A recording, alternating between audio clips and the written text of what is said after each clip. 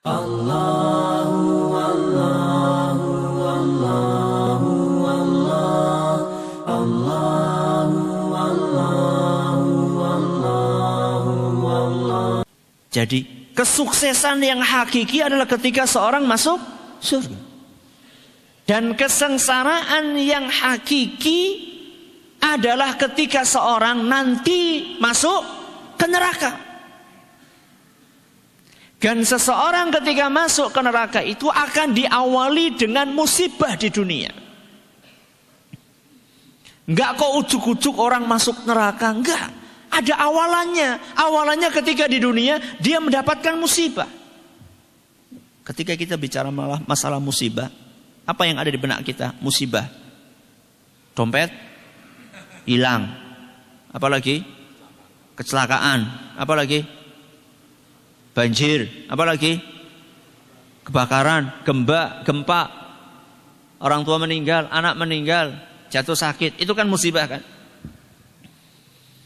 Padahal musibah yang terberat bukan itu.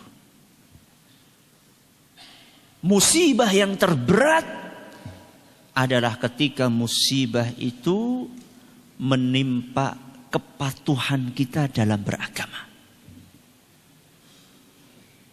Maksudnya gimana Ustaz?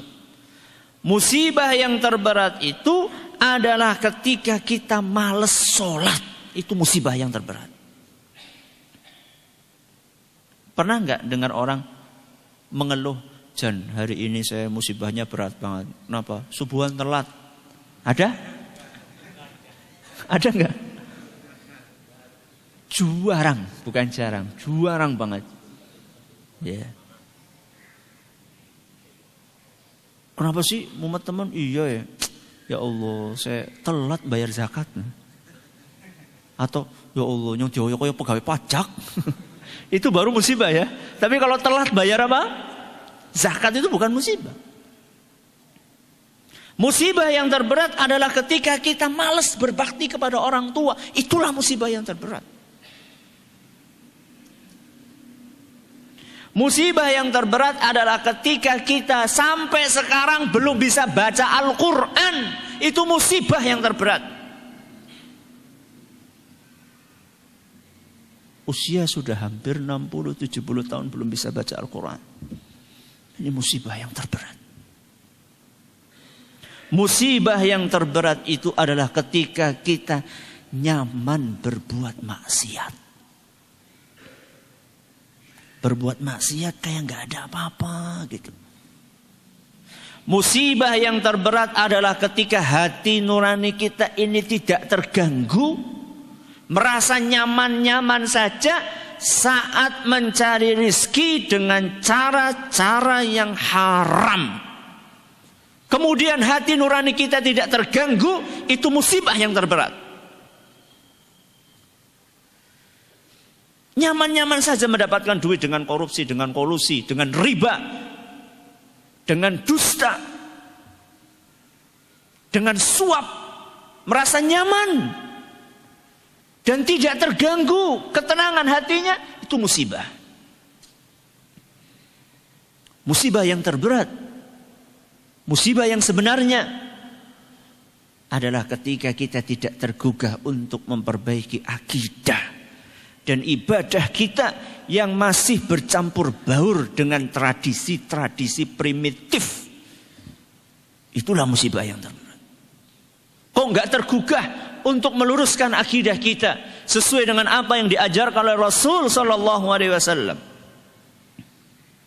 Memperbaiki ibadah kita seperti apa yang dituntunkan oleh Rasul sallallahu alaihi wasallam, itulah musibah yang terbesar.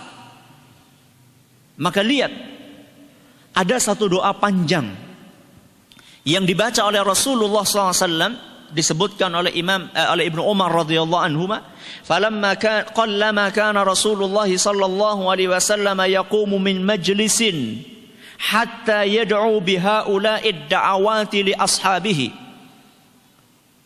Hampir-hampir setiap Nabi SAW duduk selalu membaca doa yang akan saya sebutkan sekarang. Hampir-hampir setiap Nabi SAW duduk, hampir-hampir Nabi selalu membaca doa yang akan saya bawakan sekarang ini. Doanya panjang. Saya akan sebutkan potongan yang kaitannya dengan masalah musibah ini.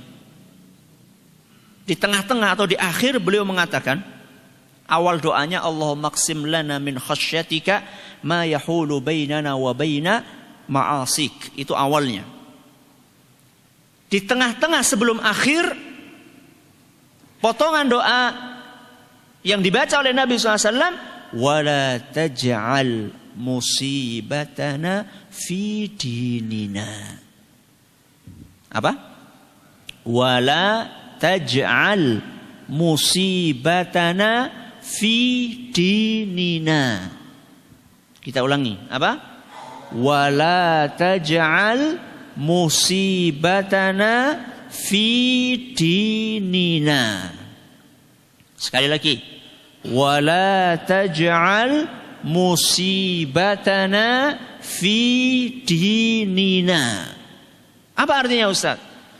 Ya Allah, wala taj'al, janganlah engkau jadikan musibatana, musibah yang menimpa kami, fi dinina.